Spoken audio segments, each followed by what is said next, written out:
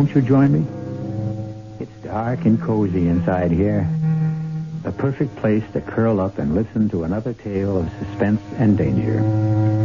This time, it's the story of a very unusual get-rich-quick scheme. But even though our story is educational and instructive, we don't want you to listen in the hopes of duplicating our hero's plan for instant wealth. You may find it difficult to begin where he begins, by dying a violent death. Because after that, what do you do for an encore? Jerry, this is crazy. You'll never get away with it. I am getting away with it. But they'll find out. No, they'll never catch on.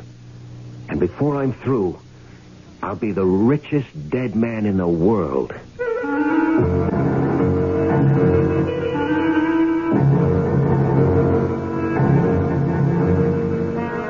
Our mystery drama, Bury Me Again, was written especially for the Mystery Theater by Henry Slessor and stars Michael Tolan. It is sponsored in part by Buick Motor Division and Contact, the 12-hour cold capsule. I'll be back shortly with Act One. You've seen the Budweiser commercials on television, and maybe you've wondered how long people have been putting that famous Bud label on things.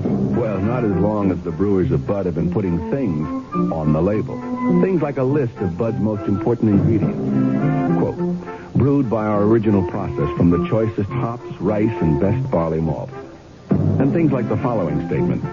This is the famous Budweiser beer. We know of no brand produced by any other brewer which costs so much to brew and age. Our exclusive Beechwood aging produces a taste, a smoothness, and a drinkability you will find in no other beer at any price. Unquote. Yes, brewing beer right does make a difference. Read the Bud label. Taste the king of beers, and you'll agree, when you say Budweiser, you've said it all. Anheuser-Busch, St. Louis. Gracious, elegant, luxurious sterling silver for radiant holiday tables. Join A.M.A.'s fantastic Silver Club plan for stupendous savings of 25 to 50% on flatware from the finest silversmiths. No down payment, no finance charge, and up to 25 months to pay. 24-piece sets from Gorham. Services for 4, 8, or 12 by International.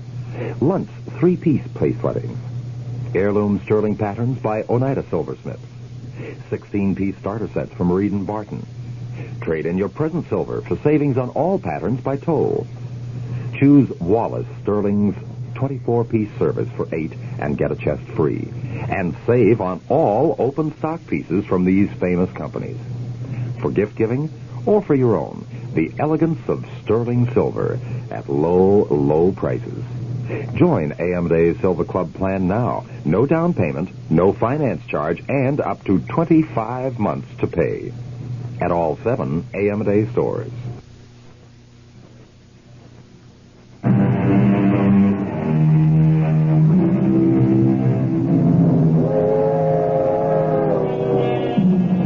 Some people think that the sound of a train whistle fading into the distance is probably the most melancholy sound in the world. But the people aboard those trains, which crisscross the country, can be melancholy too. As the cracked Chicago Express streaks into the dark stretch of track between Union Station and the town of Fairmont, one of those passengers is staring gloomily into his own reflection in the soot-darkened window.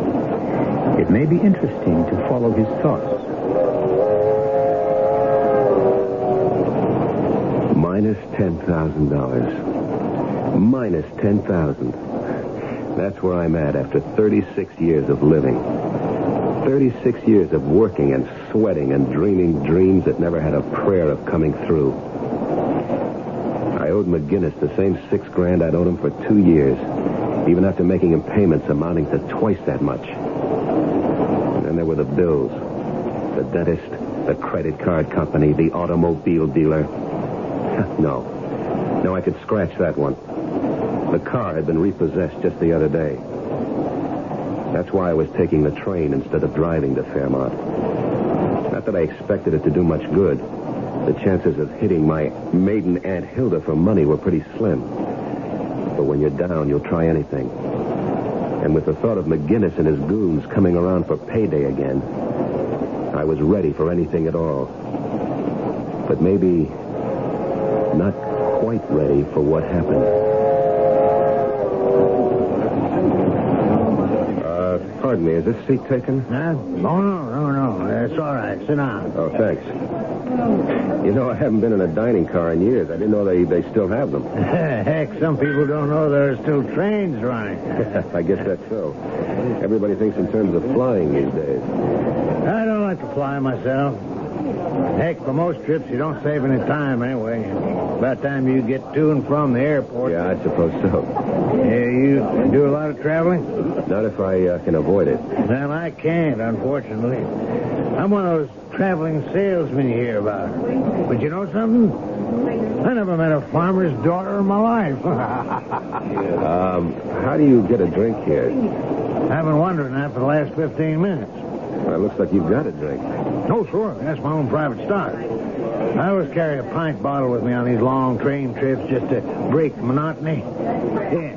Come on, give me a water glass. Hey, that's very kind of you. My pleasure. Well, here's looking at you. Right. And here's to the farmer's daughter. Maybe you'll meet her this trip. Just hope my wife doesn't find out.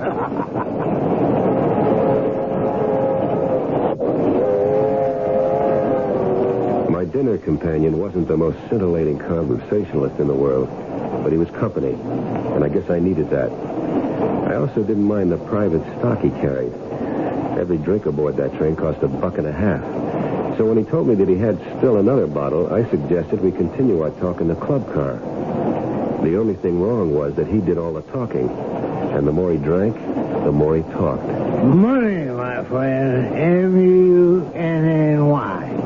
That's the answer to the whole darn thing. You take my word for it. Somebody gives you that happiness baloney, you just walk away, pal. Walk away. You don't have to convince me, brother. I've already been convinced. Listen. You ever figure it out? Figure out one of those things like assets and liabilities? That's all I've got, liability. You know what I mean, like how much you're worth, how much you're really worth. Well, I can tell you, you, me, everybody else, we're worth more dead than alive. Am I right? Am I right? Yeah, you're right. You betcha. That's what insurance is all about. You betcha. That's what I mean. That's what insurance is all about. You're not an insurance salesman, are you? No, not me. No, I'm not a liquor salesman either. Too bad about that, isn't it? Hey, bottle's almost empty. Don't worry, friend. Don't you worry. There's more where I came from. There was plenty more. Plenty more whiskey, plenty more talk. Until something happened that sobered up the evening fast.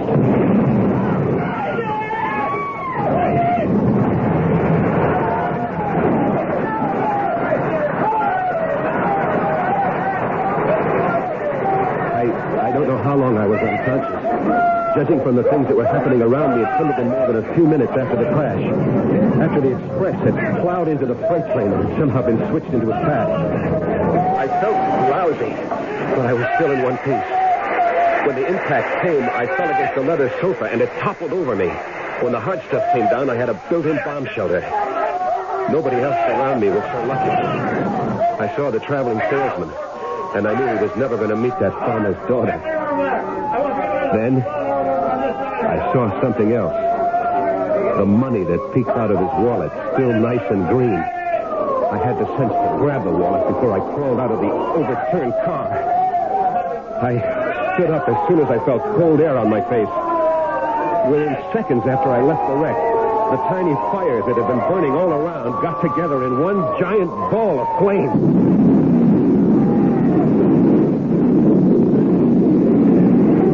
I never saw such a hungry fire in my life. I knew there wasn't going to be much left of anything or anyone. And then I saw the people. They were all over the place, dozens of them, flashing searchlights, shouting to each other. Hey, mister! Hey! Yeah? What is it? Are you okay? Yes, I'm all right. I just a little shook up. Oh, they're putting up a first aid station down this line. Want me to help you over there? No, I'm all right. Thanks. No, I'd better take you there. Oh, well, okay. Thanks. Hey, listen, what town is this? We're just outside of Hopkins Falls. We heard the crash all the way to town. Sounded like a bomb went off.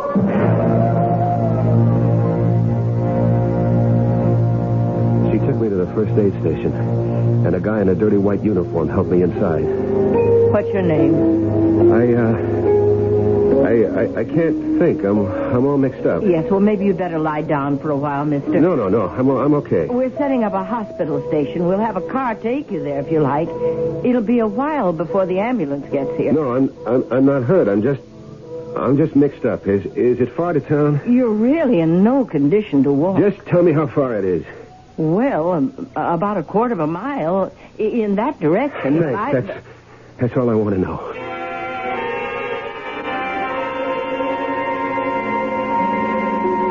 Well, Hopkins Falls wasn't much of a town. There were a bunch of frame houses leaning on each other for support. And the only electric sign in the place was the one I wanted. It said hotel.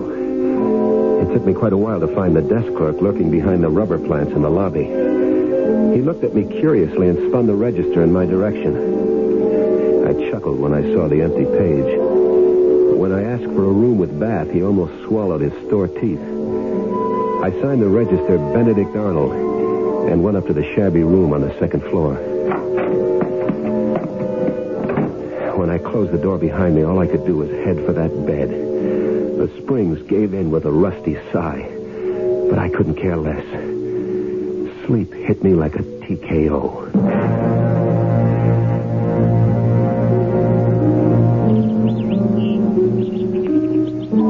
I woke up the next morning with a pain in my hip. At first I thought I'd broken a bone, but then I realized it was only the bulge of the wallet in my trouser pocket. I counted the money. $110. It would be enough for a little while. Then I picked up the phone. Hello, this is Mr. Arnold, room 202. You got any room service in this place? Yeah, breakfast. Yeah, that's exactly what I want. Fried eggs, bacon, toast, coffee. Oh, how about the morning paper? The paper in yet? Any news about the wreck? Fine, good. Be sure to send that up, too.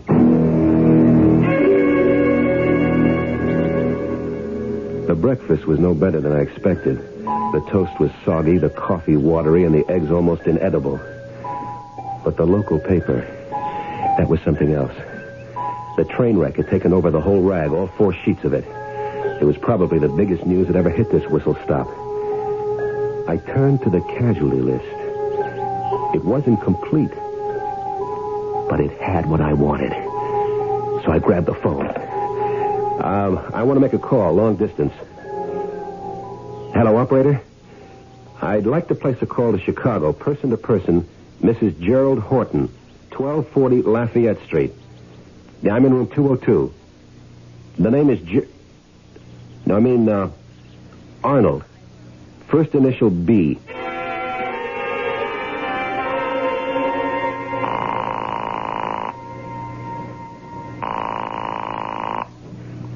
Hello? Myrna?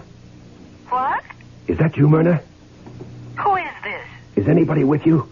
It's Jerry. Jerry, where are you calling from? A town called Hopkins Corner or something like that. Listen, are you alone? Well, yes, of course I'm alone.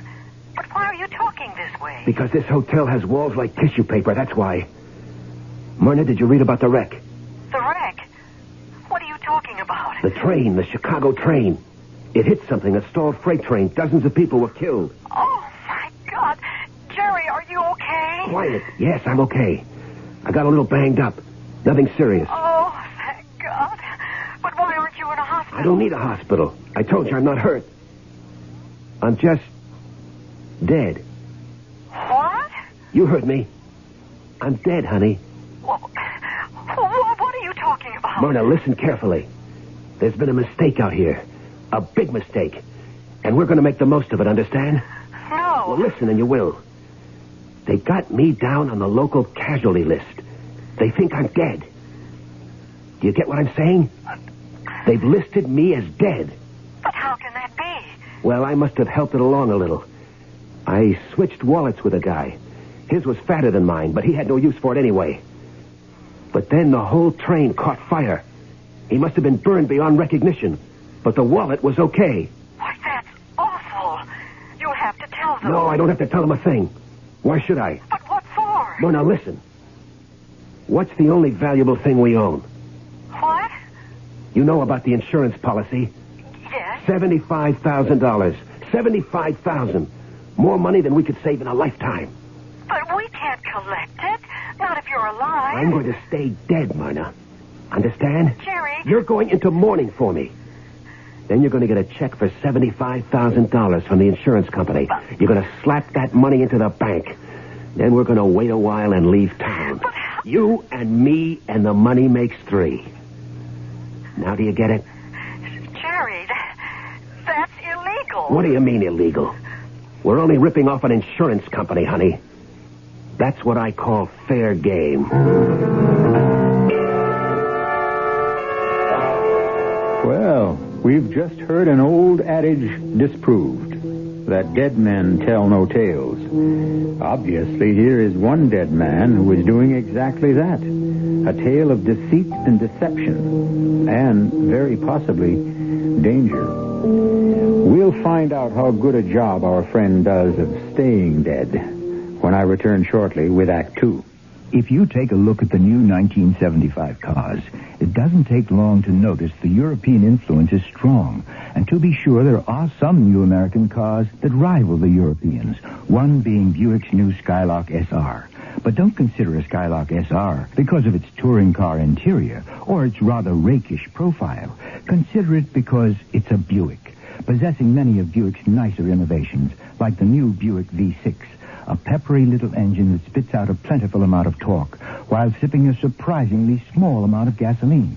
And if you wish, Skylark SR can abound with creature comforts seldom found on cars this size, with available items like Cruise Master speed control, AM/FM stereo. But you've heard enough. Now you need to see and drive a Skylark SR.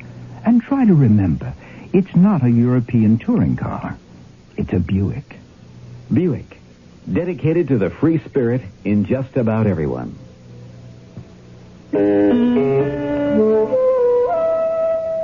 The strangest thing happened last night when I was walking home from work.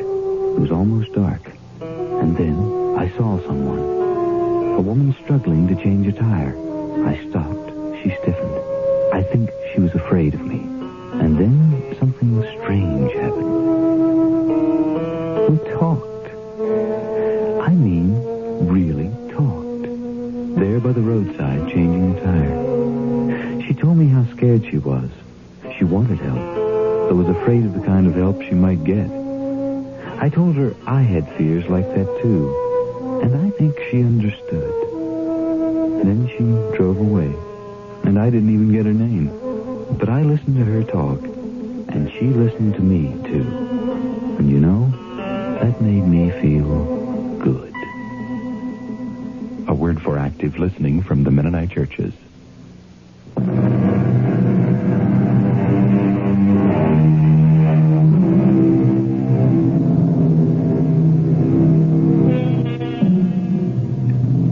Horton didn't get to see much of the town of Hopkins Falls. He spent the next few days in his room, thinking, drinking, and making plans. It was a pity. The quiet, rustic atmosphere and the countryside might have soothed the savage temperament of the man. But Jerry Horton was far too excited by an image of the future. However, since this is Jerry's story, we'll let him tell you the rest. The $110 lasted me 5 days. It bought me a new suit of clothes at the local emporium, my room and meals, and a bus ticket back to Chicago. I bought myself a cardboard valise, too. I figured a traveling man with a suitcase was less obvious in a crowd. On Friday morning, I put the local phone book, the Gideon Bible, and a couple of hotel towels into the valise and said goodbye.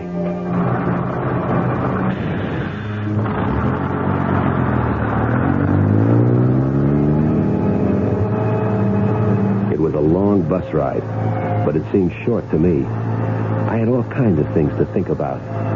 Plans for spending that money. Thinking about McGinnis's face when I finally handed him the $6,000 I owed him, all in one neat bundle.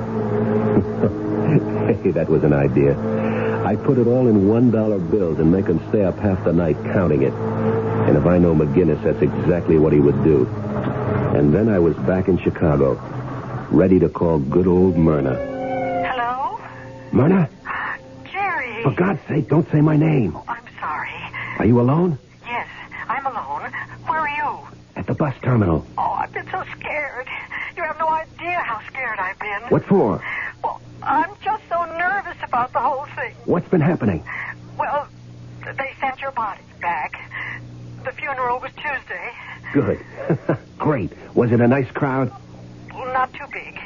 Sandy and Jane couldn't make it, but Dorothy and Tom were there, and Mother was going to fly in from L.A., but I told her not to bother. I mean, well, it seemed silly. You didn't tell her anything? Well, no, of course not. Do you think I'm crazy? Do you think I could tell her that it was some perfect stranger I was putting in the ground? Oh, Jerry, it was awful. I mean, we picked out that plot together and everything. I was going to be right next to you. Never mind that stuff. We've got more important things to worry about. Living things. Oh, what are you going to do now? I don't know yet. I'm broke. I don't even have enough money for a hotel room. But you can't come here. I know I can't come there, but I've got to eat. So you got to help me. Look, you put about $300 in an envelope and address it to John Nolan, care of the Montgomery Hotel.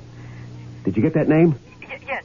John Nolan, Montgomery Hotel. Don't write it down. You can remember it. Yeah, John Nolan, care of the Montgomery. I'll check in there this morning. Don't try to reach me. That's just asking for trouble. You got it? But what if somebody recognizes you? Don't worry about it. You know the Montgomerys out of our class. So try and make it small bills, okay? No use attracting more attention than I have to. Okay? Yes. Okay. Oh, Jerry, I hope we're doing the right thing. You'll see how right it is when that money comes in, Myrna.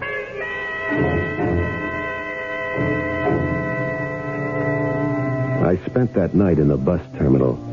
I hunted out the softest bench and stashed my things under it. When I woke up, I had 19 bones out of place.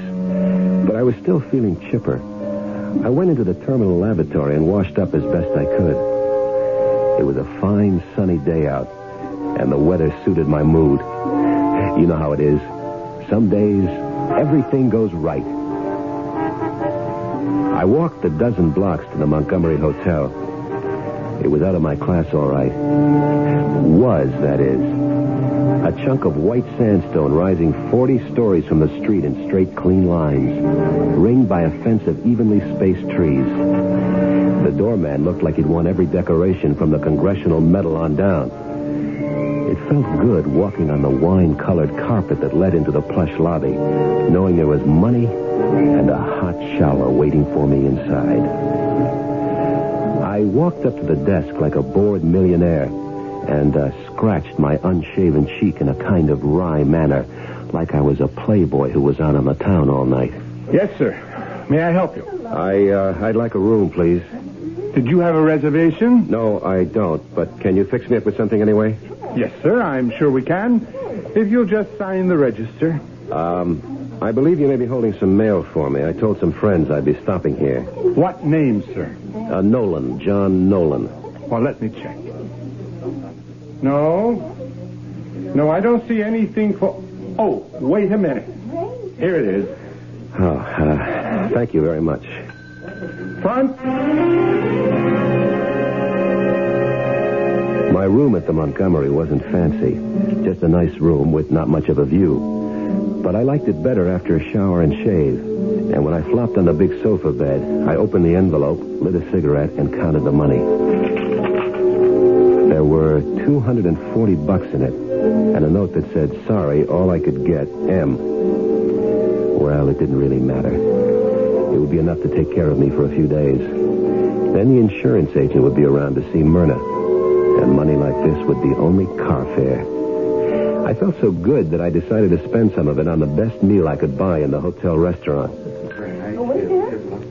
I was just finishing up when my luck threatened to turn. Well, for Pete's sake, it's Lefty. Is this Lefty? Union High School, right? I'm sorry. I think you must have the wrong guy. Hey, wait, did I change that much? Yeah, I guess maybe I have. I don't know where all the hair went. Down the sink, I guess. Douglas is the name, remember? Kenny Douglas. No, I'm afraid I don't. Oh, well, I can't be that wrong. I've got a good memory for faces. Not so great on names, maybe, but they called you Lefty because of the baseball team. I'm sorry, mister. I must look like this friend of yours, but I'm not him. I never went to Union High. I never went to any high school, as a matter of fact. Well, I could have sworn. And as you can see, I'm eating with my right hand. Yeah. That's right. Yeah, but you sure look like the guy, or the way he would look 20 years later. I'm sorry to bother you. By the time the guy had left my table, I was covered in sweat from head to foot. Oh, I remembered Kenny Douglas all right. I think I still had his monogrammed cigarette case in his shoebox at home. He was a snotty rich kid. It had been a pleasure to rip him off. But right now, it was relief to see him leave. And a relief to switch the fork back to my left hand. After the third day, I started getting anxious.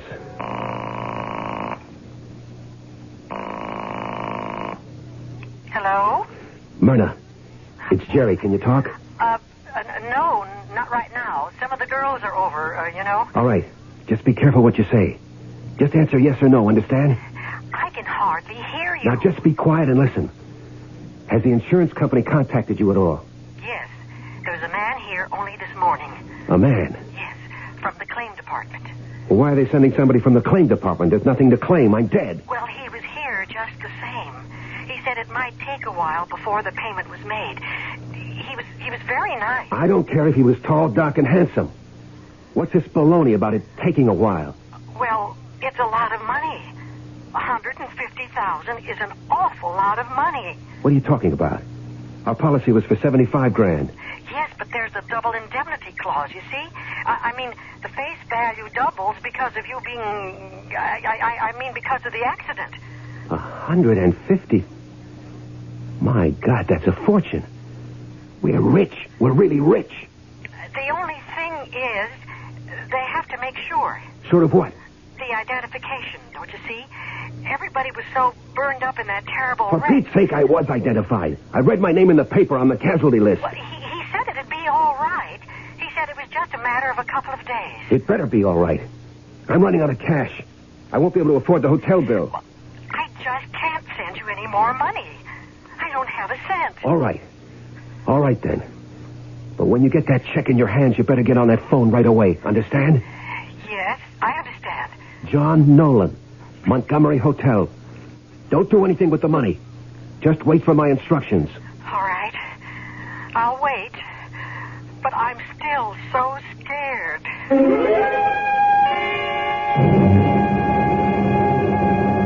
$150,000. I couldn't believe it. I couldn't imagine money like that. I kept seeing the way that check would look, that long string of numbers. I began to see visions of things I'd wanted since the day I was born. It was all I could do to keep myself from running down to the auto showroom and placing an order for the biggest, shiniest car in the window. But I had to wait. The money wasn't there yet. There was still one more step to go. I was a little worried about Myrna's visitor from the insurance company, but I knew that things would work out all right. This was my lucky time of life, and nothing was going to spoil it. Then, just one day later... Oh, Mr. Nolan. Yes? There was a call for you while you were out this afternoon. It was a lady, Mrs. Nolan, I think. Uh-huh. Thanks very much.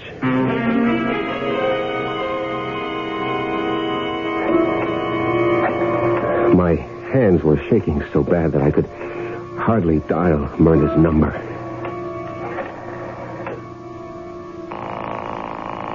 When she didn't answer right away, I started to panic.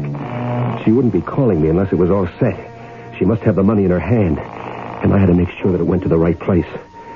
It wasn't that I suspected Myrna of any hanky-panky. I had no reason to suspect her of anything. But who knows what someone will do when they're looking at a piece of paper that says 150,000. Hello? Myrna, it's me. Oh, thank heavens. I was getting so worried. Where were you? The phone must have rung 10 times. Well, I just got in this second. I was down at the insurance company. You went there to get the money? They asked me to come down, Jerry. I was so upset, I almost fainted. Well, don't worry about it. You're the grieving widow. You're supposed to be upset. But you don't understand. They didn't call me about the money. Only about, I don't know what you call it. Exhume something. What? Jerry, they want to open your grave. They can't do that. It's against the law. They said they wanted my cooperation. They asked me to sign a paper. Don't do it. Don't sign a thing.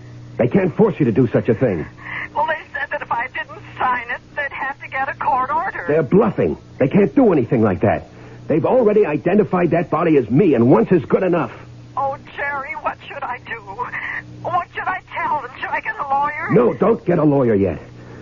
Let me think. Let me figure out something and call you back. There's got to be something I can figure out.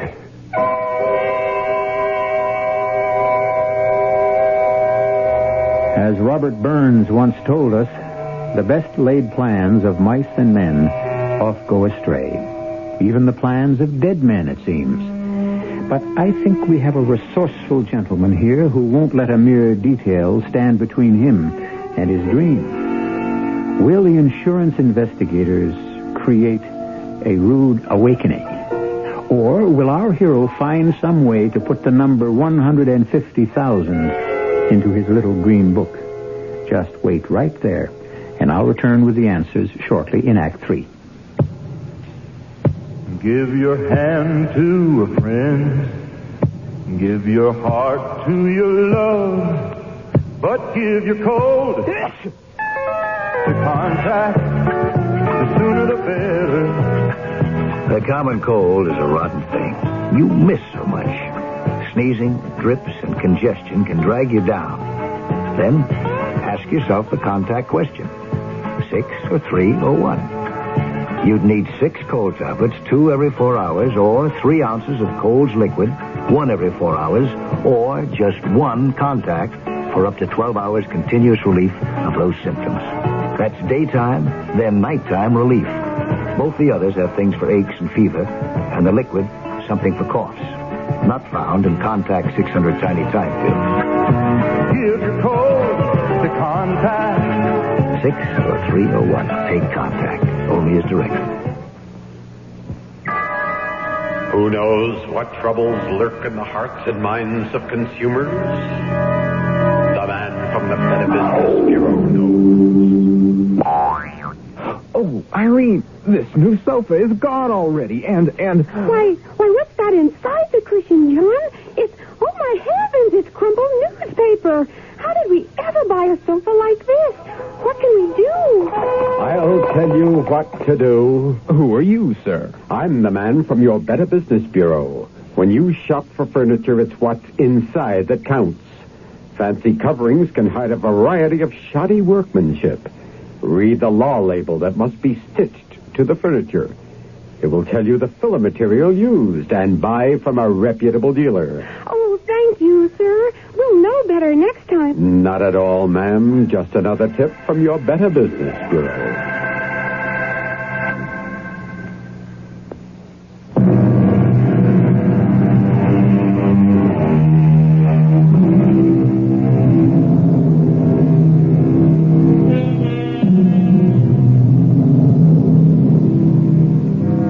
It's a time of tension for the man in the Montgomery Hotel. Now every hour seems to stretch ahead interminably. The watch ticking on his wrist seems to have hands made of lead. But as he paces his hotel room, smoking endless cigarettes, downing pots of lukewarm hotel coffee, he seems to have arrived at no solution to his dilemma. And then...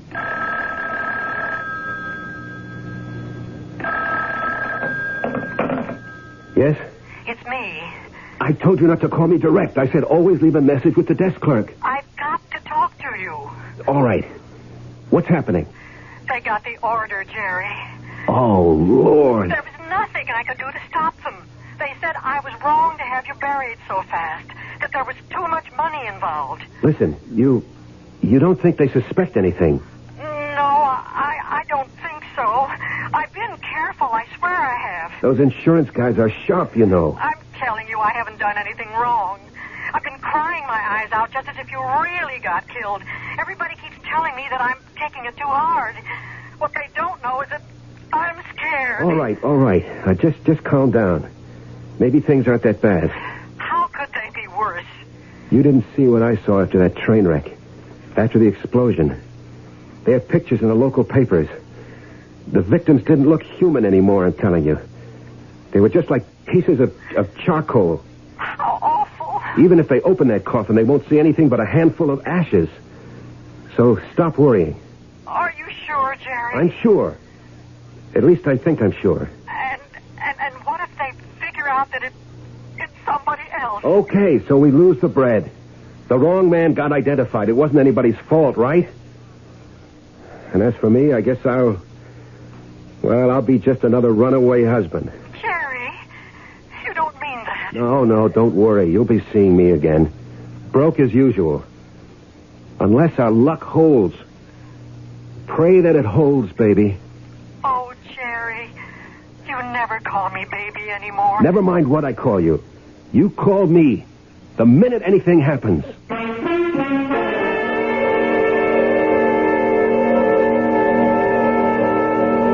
The next couple of days were the worst of my life. There was nothing I could do but concentrate on that phone. Stare at it, waiting for it to ring. After a while, I started yelling at it, ordering it to ring, like some kind of nut. But it stayed silent. It just stared back at me until I got so jumpy that I had to get out of the room. But I wasn't on the street for 5 minutes before I found myself heading back for the lobby and demanding to know if there'd been any calls for me. The answer was always no. And then, on the morning of the third day after Myrna's call, when I wasn't even thinking about the phone, it rang. Hello? Jerry, it's me. I've been going nuts here. Why didn't you call me before? There was nothing to say. You told me to call you when something happened. Well, something must have happened by now. Did they exhume the body? Yes, they did. Well, go on. Jerry, it was just like you said. I didn't see the body, but the insurance man told me about it. He said he felt awful describing it to me, but he thought I should be told. Jerry, there were only ashes in that coffin.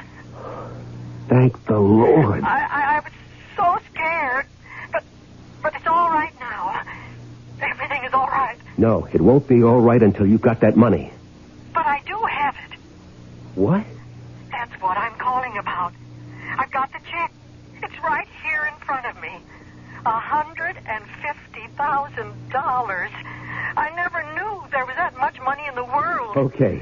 Okay, now listen close. Here's the way we're going to handle it.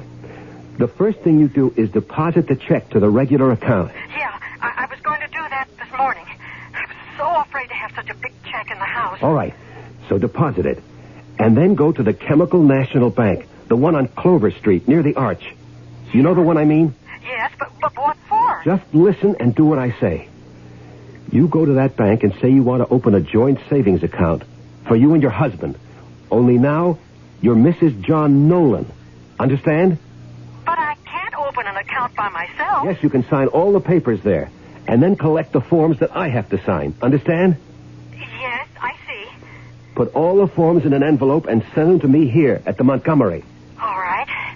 I'll get them in the mail as soon as possible. No, you can drop them off in person at the desk. The Montgomery is right around the corner from the bank. Leave it at the front desk for Mr. Nolan. But I don't see how that'll work. Why don't I just cash the check? Shut up and listen to me. This is the safest way to handle it. Once you have the money deposited in our regular checking account, you can write a check for the whole amount to John Nolan. There. Now do you get it? You mean I deposit the money in the new account? That's just what I mean. And after that, well, I'll let you know the rest of the plan. Have you got it all straight? Yes, Jerry. I'll do just what you said. That's my girl.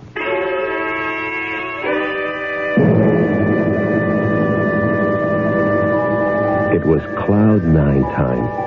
I felt like I was floating. Like I was drunk on expensive champagne. And it wouldn't be too long before I was.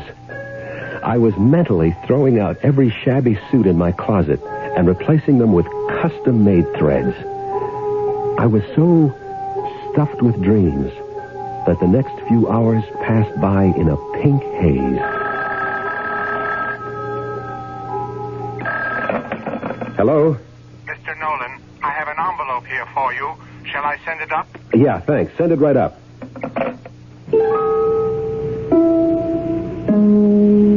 Myrna had followed her instructions perfectly. I filled out the joint account application, signed John Nolan in a sweeping hand, and then took the forms to the Chemical National Bank myself. I wanted them to get a good look at me, because they were going to be seeing me again very soon. Getting cool again, isn't it? Yes. Looks like it'll be a short summer, doesn't it? Uh-huh. Now, let me see. How much are you depositing initially, Mr. Nolan? Well, my wife will be making the first deposit tomorrow morning. Uh-huh. It'll probably be a big one. See, we're buying a house, and so we're cashing in some stocks. Oh, I see. It's too bad we won't be leaving it in the account long enough to collect interest. I might have to withdraw most of it pretty quick. Well, easy come, easy go. That's right. Easy come, easy go. She didn't know how funny that was. And 2 days later, when I strolled back into the Chemical National Bank, the joke was all ready for the punchline. I had the passbook in my hand and happiness in my heart when I walked across the marble floor to the teller's cage marked MNO. I caught a glimpse of the bank guard's dark blue uniform. He looked fat and lazy.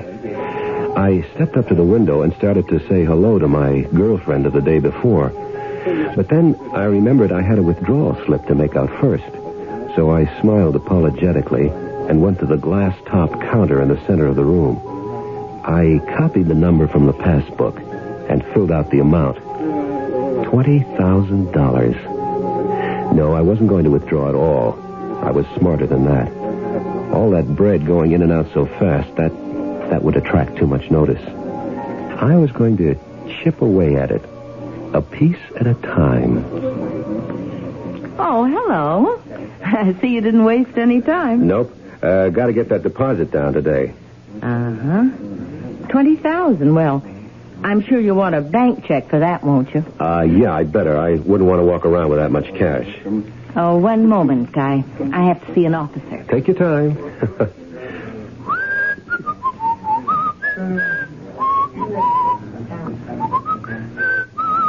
Mr. Nolan?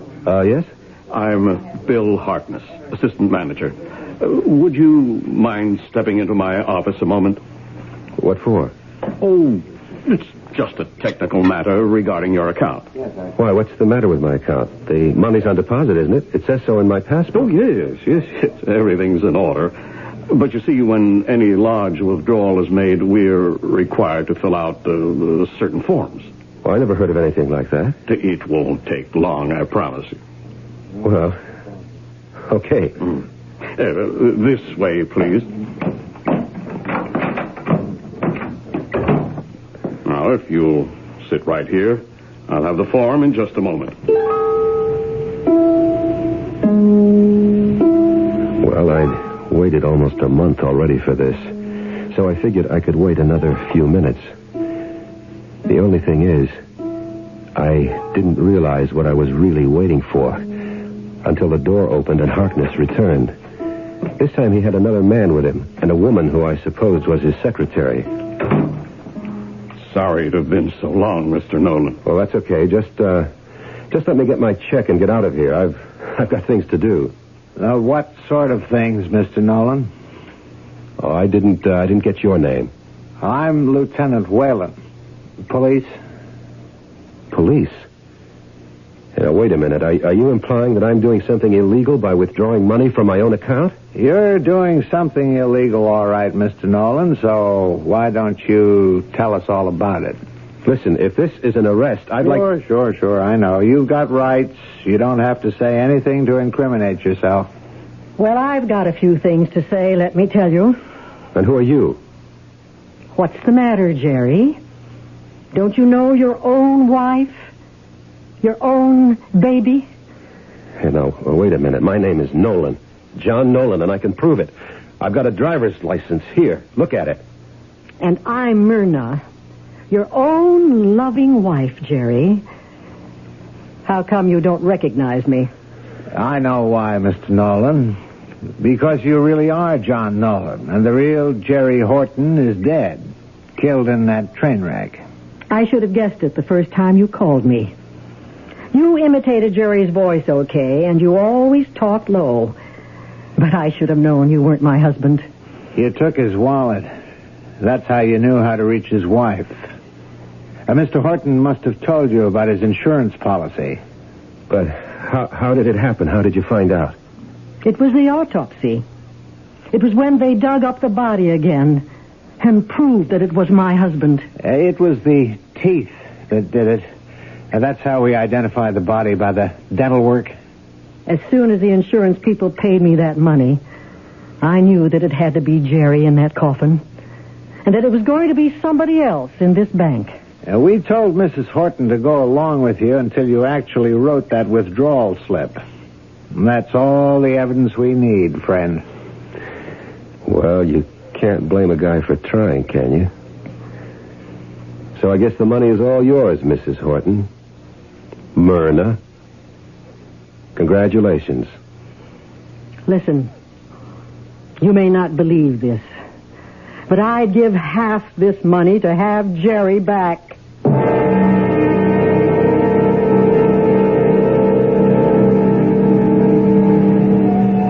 Of course, the moral of our story is that crime doesn't pay, even if the insurance companies do. And now you see why we don't recommend our hero's method of getting rich. Because now, Mr. Nolan is going to be going somewhere that boasts no champagne, no fancy cars, and very little change of wardrobe. I'll be back shortly. How many things can your family do together?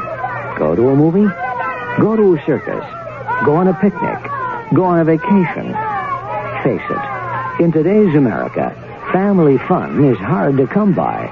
And with busy schedules, just getting the family together is not an easy thing to do. How would you like to have a little family fun every week? How would you like to learn together? How would you like to grow together? And how would you like to help your son get an edge on growing up? Cub Scouting is helping families like yours be a family. It sure helped ours. Today's Cub Scout program is just as much for families as it is for boys. So when your son wants to join a Cub Scout pack, remember to take along the whole family. That's what Cub Scouting is all about. For the Cub Scout pack nearest you, call the Boy Scouts of America. They're in the white pages of your phone book.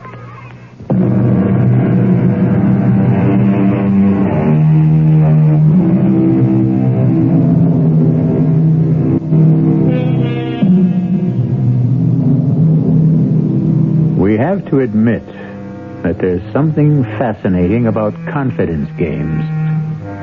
They say that the essential ingredient of a good swindle is to play upon the greed of the victim. So the next time someone offers you a way to make an easy dollar, make sure you're not dealing with the wrong man.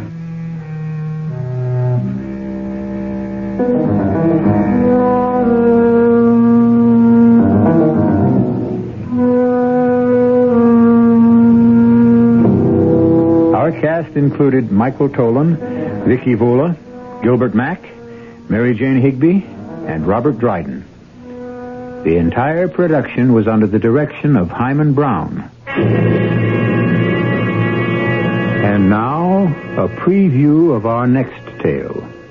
What do you have in the pet carrier box? I hate to tell you, but... Oh, dear, not again. I'm afraid so. Oh, you are so careless with pets, Hugo. There's 4 cats dead already this year. You'll want to bury this one out by the roses, too. If I may. Well, it's getting a wee bit crowded, but I'm sure you'll find a nice little spot. What happened to that pussycat of yours, Hugo? She had an accident. Oh, what sort of accident? To tell you the truth, she sort of lost her head. Oh, you leave your door open and your poor little cat rushes out into traffic, particularly on that busy street you live on. What do you expect? Well, dear, you'd better hurry. It's getting dark. Yes, that's what I was waiting for. Radio Mystery Theater was sponsored in part by Anheuser-Busch Incorporated, brewers of Budweiser.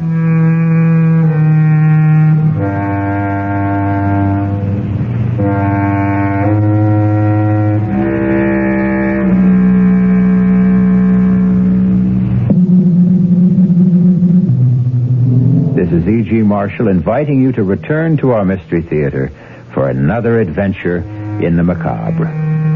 Until next time, pleasant dreams.